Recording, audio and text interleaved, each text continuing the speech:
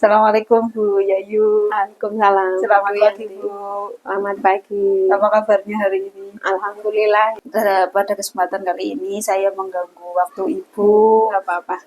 untuk mewawancarai Ibu terkait kasus-kasus anak-anak yang ada pada sekolah ini. Nanti ada beberapa pertanyaan yang ingin saya ajukan kepada Ibu. Ya, monggo.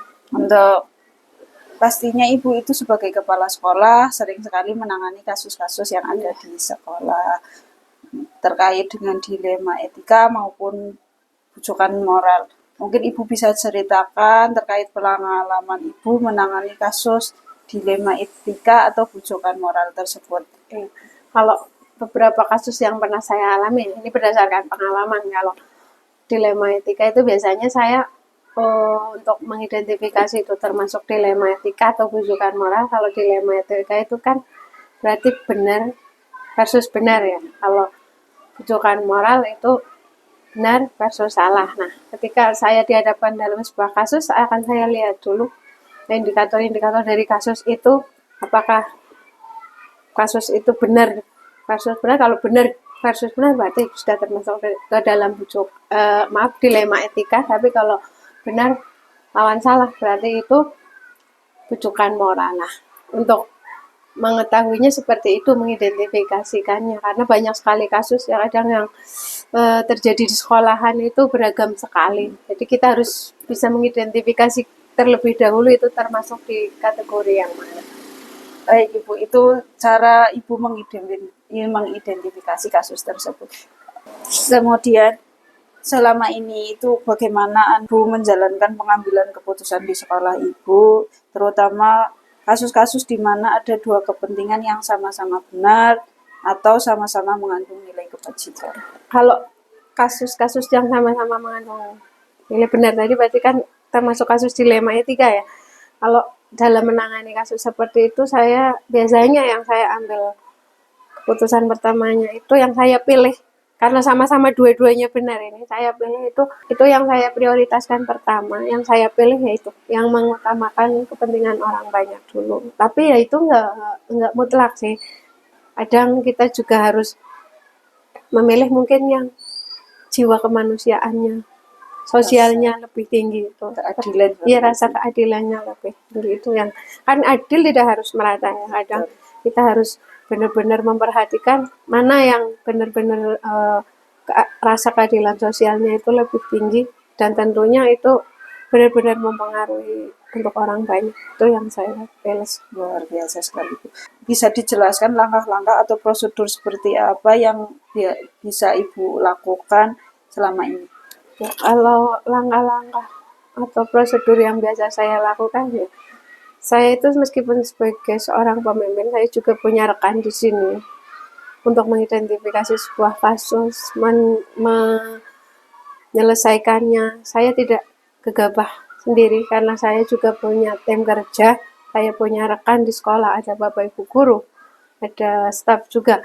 Jadi ketika suatu masalah itu kita lihat dulu, mungkin jika memang perlu penanganan yang langsung ya saya utamakan yang benar-benar menyangkut kepentingan orang banyak dan rasa kemanusiaan dan sosial yang saya utamakan. Kemudian kalau misalnya tidak harus selesaikan saat itu juga, saya biasanya tetap bermusyawarah dengan rekan-rekan guru, karena bagaimanapun misalnya itu terkait dengan siswa, kan guru kelas yang tahu bagaimana situasi sebenarnya yang ada di kelas. Jadi ketika ada masalah dengan siswa atau mungkin dengan orang tua murid atau dengan lingkungan, saya tidak serta-merta mengambil keputusan langsung, tapi saya identifikasi terlebih dahulu penyebabnya apa, masalahnya apa.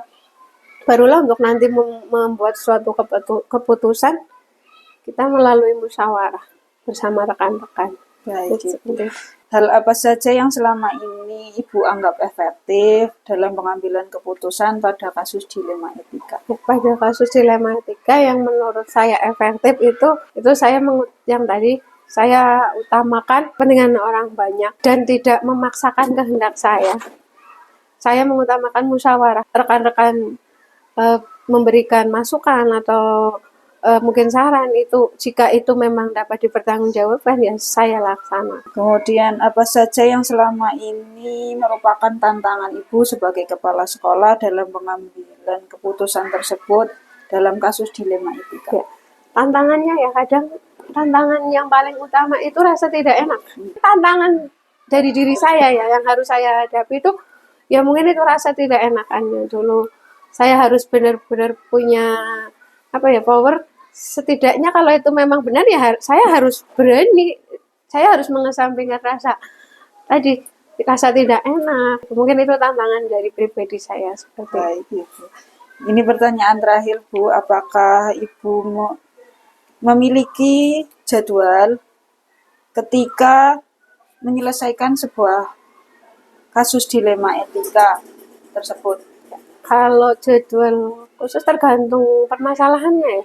Kalau permasalahannya yang memang harus butuh waktu segera diatasi ya apa boleh buat, harus cari solusi juga, harus cari penyelesaian masalahnya langsung saat itu juga. Tapi ketika mungkin permasalahannya yang tidak harus diselesaikan hari itu, mungkin masih ada rentang waktu, ya saya buat jadwal mungkin hanya beberapa hari saja sih. Karena saya juga tipenya kalau ada masalah nggak mau lama-lama terlalu dipikir ya. Paling paling lama 1 minggu itu harus sudah selesai. Itu jadi tergantung masalahnya, mungkin tata kala waktunya ya dari pertama mungkin mengidentifikasi dulu, kemudian investigasi, baru nanti pencarian solusi dan penyelesaian masalahnya itu. Berarti tergantung masalahnya bisa Iya, langsung bisa diselesaikan langsung di tempat atau memiliki jadwal ya, untuk ya menyelesaikan tergantung besar kecilnya permasalahan permasalahan tersebut. Bentuk prosedurnya seperti apa yang Ibu lakukan? Bentuk prosedurnya biasanya saya itu tadi membentuk tim investigasi. Jadi tim investigasi itu ya tujuannya nggak hanya menjadi, tapi itu benar-benar masalah itu ada impactnya ke orang lain apa enggak, dengan penyelesaian seperti ini efektif apa tidak, yaitu itu prosedur saya yang saya gunakan. Ya jadi intinya prosedur saya ya tetap yang pertama tadi, saya investigasi dulu, diidentifikasi permasalahannya, kemudian dimusyawarahkan dan cari solusi yang terbaik. Luar biasa sekali Ibu dalam menangani kasus-kasus dilema etika atau rujukan moral di sekolah Ibu. Mungkin itu saja bincang-bincang kita hari ini. Terima kasih Bu atas waktunya. Sudah menjadi inspirasi bagi saya ke depannya dalam menyelesaikan permasalahan-permasalahan yang bisa saya gunakan di kelas dalam pembelajaran. Terima kasih Bu waktunya. Sehat. Tetap semangat untuk CGP-nya. Semoga sukses sampai akhir. Amin. Terima kasih Bu. Ya, sama-sama. Terima kasih waktunya. Sehat selalu untuk Bu Yayu. Sukses selalu. Terima kasih.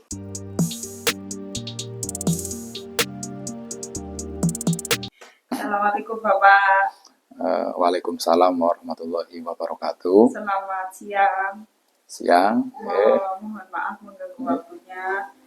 Saya di sini akan mewawancarai Bapak tentang kasus-kasus yang Bapak alami di sekolah dalam memimpin sekolah ini. Monggo silahkan. Ada beberapa pertanyaan yang akan saya tanyakan kepada Bapak terkait kasus dilema etika maupun rujukan moral yang sudah Bapak tangani di sekolah yang Bapak pimpin. Untuk pertanyaan yang pertama, selama ini bagaimana Bapak itu dapat mengidentifikasi kasus-kasus yang merupakan dilema etika atau rujukan moral? Untuk kasus-kasus yang saya hadapi di sekolah, jika pilihan-pilihan penyelesaian masalah itu mengandung pengertian yang sama-sama benar, berarti itu termasuk kasus dilema etika. Tapi ketika permasalahan atau kasus tersebut merupakan pilihan sesuatu yang benar atau salah, itu termasuk kategori rujukan moral. Baik, berarti benar lawan benar dan benar lawan salah. Kira-kira seperti itu. Untuk selanjutnya, selama ini itu bagaimana Bapak menjalankan pengambilan keputusan di sekolah Bapak, itu terutama untuk kasus-kasus di mana ada dua kepentingan yang sama-sama benar atau sama-sama mengandung nilai kebajikan. Tentunya cara saya mengambil keputusan pastinya melalui pertimbangan yang matang, entah itu dengan cara diskusi ataupun kita bermusyawarah. Tapi tentunya kami lebih mementingkan mana yang diprioritaskan atau mana yang memiliki manfaat lebih besar. Itu yang kami ambil. Berarti dalam mengambil keputusan itu Bapak harus bermusyawarah dulu dengan guru-guru Iya. seluruh warga sekolah. Iya. Kemudian langkah-langkah atau prosedur seperti apa yang biasa itu Bapak lakukan selama ini? Yang pertama tentunya kami mengidentifikasi dulu masalah tersebut termasuk dilema etika maupun bujukan moral. Kemudian kami berdiskusi dengan teman-teman maupun dengan pihak terkait agar kami bisa menentukan pilihan yang tepat. Artinya penyelesaian masalah yang memang harus diprioritaskan atau memiliki manfaat yang lebih besar. Untuk kemudian hal apa yang selama ini Bapak anggap efektif dalam pengambilan keputusan pada kasus-kasus dilema etika? Hal yang paling efektif tentunya dengan melakukan diskusi tidak hanya dengan teman-teman satu sekolah, tapi kami tetap melibatkan pihak-pihak terkait yang memang berkaitan dengan masalah tersebut. Misal, kami berdiskusi dengan pengawas sekolah, ataupun juga berdiskusi dengan komite maupun wali murid jika memang masalah itu menuntut kami harus berdiskusi dengan mereka. Berarti semuanya diajak berdiskusi untuk menyelesaikan kasus tersebut. Kemudian hal apa saja yang merupakan tantangan? Mestinya banyak sekali tantangan dalam mengambil pengambilan keputusan kasus-kasus dilema etika. Tantangan yang utama tentunya bagaimana cara saya bisa menentukan pilihan itu benar-benar tepat. Artinya pilihan yang saya ambil itu tidak membuat satu sisi merasa dirugikan atau merasa dikecewakan. Jadi itu tantangan utama adalah agar keputusan yang saya ambil itu bisa diterima oleh semua pihak. Berarti tidak merugikan salah satu pihak. Apakah Bapak memiliki sebuah jadwal tertentu dalam sebuah penyelesaian dilema etika? Kalau disebut jadwal mungkin tidak ya, tapi artinya kami melakukan tata kelola yang terstruktur, artinya dalam mengambil keputusan tentunya diawali dengan mengidentifikasi masalah terlebih dahulu, kemudian dilanjutkan dengan diskusi dengan pihak-pihak terkait, lah baru pada akhirnya kami menentukan langkah atau pilihan penyelesaian masalah. Terkait masih dengan jadwal penyelesaian tersebut, apakah jika ada masalah, apakah langsung diselesaikan di tempat atau memiliki sebuah jadwal untuk menyelesaikannya sebagai bentuk prosedurnya seperti apa yang Bapak jalankan? Kalau jadwal mungkin tidak ya, tapi tata kelola kami artinya bertahap, tidak langsung kami menyelesaikan masalah saat itu juga, karena apa? Harapan kami jika kami melalui tahapan-tahapan diskusi, tentunya nanti keputusan yang saya ambil itu benar-benar tepat sasaran, tidak sampai mengecewakan salah satu pihak. Berarti perlu waktu untuk memikirkan, mengidentifikasi, dan untuk menyelesaikan itu. Iya. Adakah faktor-faktor yang selama ini mempermudah atau seseorang yang dapat membantu Bapak dalam mengambil keputusan dalam kasus-kasus dilema etika? Seseorang ataupun faktor-faktor yang membantu saya dalam menyelesaikan masalah dilema etika tentunya teman-teman rekan kerja satu sekolah itu mereka sangat kooperatif. Ketika ada permasalahan dilema etika, mereka juga mudah diajak berdiskusi dan tentunya juga bisa membantu saya dalam menyelesaikan masalah.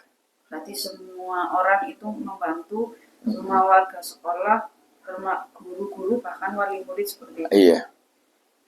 Ini pertanyaan terakhir Bapak, dari semua yang telah disampaikan oleh Bapak tadi, pembelajaran apa yang Bapak itu dapat petik dari pengalaman Bapak selama ini dalam pengambilan keputusan kasus dilema etika?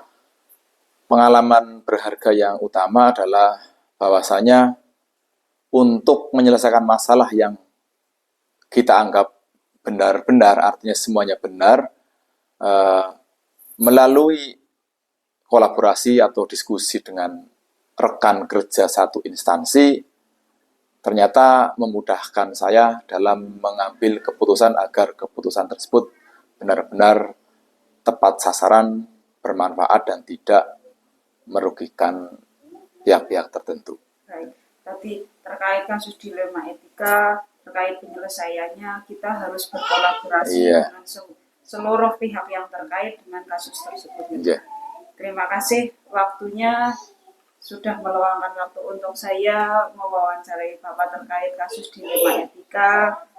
Semoga Bapak sehat selalu dalam memimpin sekolah SDN 2 Karangsari semakin maju. Amin. Terima kasih Pak. Terima kasih. Assalamualaikum. Waalaikumsalam warahmatullahi wabarakatuh.